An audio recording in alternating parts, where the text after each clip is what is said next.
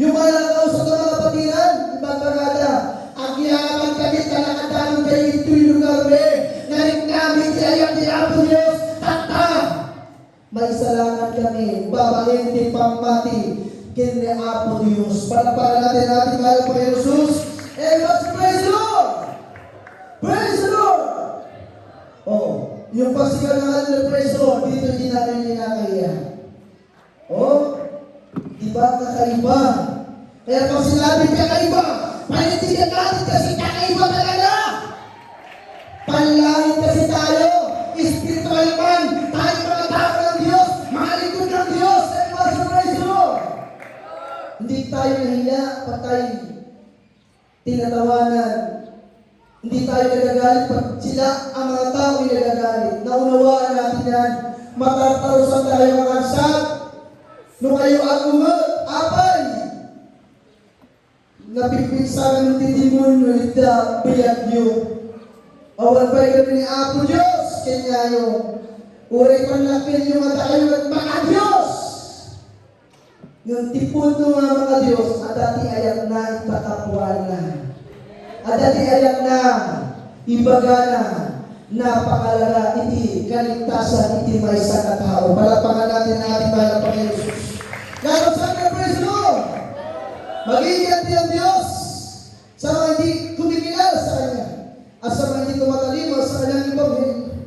Ngunit subalit, pag daw ay lalapit sa Diyos, pag daw ay mag-surrender ng iyong buhay sa Diyos, ang Diyos ay mahabagin. Ang Diyos ay mapapahal. Ganyan po aming nadaramahin mahal. Sabi ng ating malagay sa ulit sa Beda, Proverbs chapter 27 verse 1 and 5, wala may pagmamalaki ang tao sa Diyos. Wala may paghampul ang tao sa Diyos. Mamaya, pwede kunin ng Diyos ang buhay mo. Diba? Hindi talaga sa tagay mo, kaya kunin ng Diyos niya. Paano maglaban ang kailangan tayo magligtas? Ang di may salamat kanyang. Ang wala ang Diyos kanyang, itabihan mo. Ang hindi ayag mo.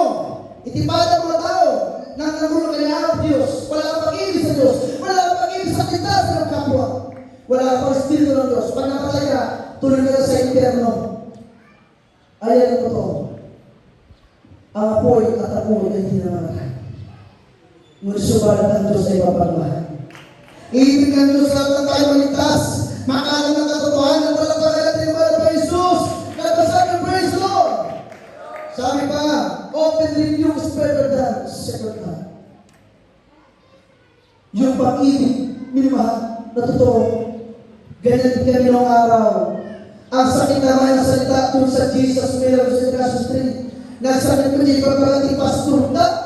Actually, may kalalo niya niya ang Diyos, o ay awan kayong tinibulto, may aglat tano. O ay sa kalat sa ilog ng cross.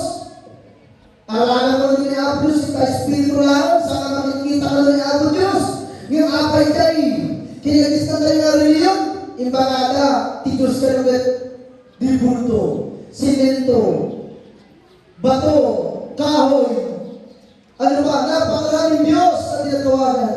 Pero totoong Diyos na may pagmamahal sa mga tao, sambay mo sa Espiritu at katotohanan. Kasi nga totoong Diyos, sa Espiritu at katotohanan, ikaw na may sakit ka, galing ka na, ikaw na may problema, masa problema mo, ang buhay mo napapago.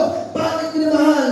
Kasi nga totoong Diyos sa Espiritu at katotohanan, may 90% na niya po Diyos, ang sakit ka, at yaman ka niya po Diyos, ang sasabihin mo, ang pinagtitangi na naman na Panginoon, Apo Diyos, at nakagayan nito yung Jesus, Miracle International Ministry, palagpakan natin ang mahal ng Panginoon Jesus.